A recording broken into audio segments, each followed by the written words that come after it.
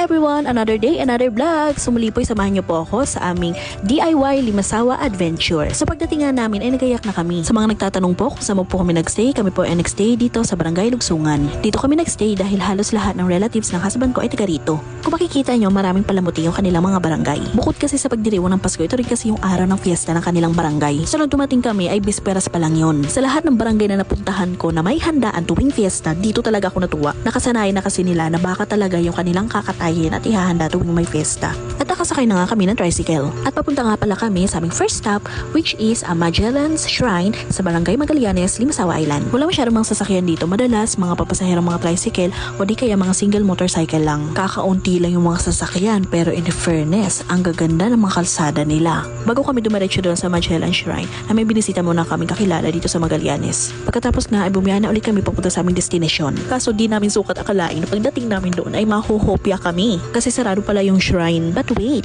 may shortcut pala.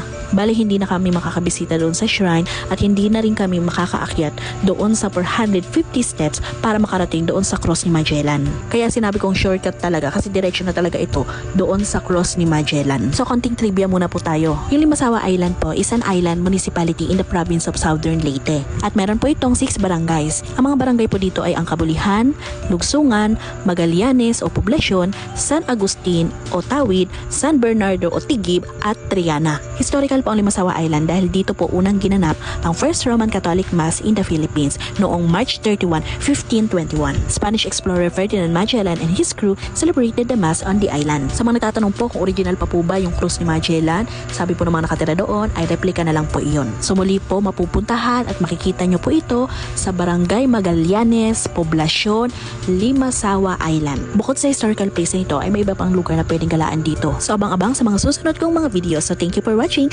See you on my next vlog. Bye!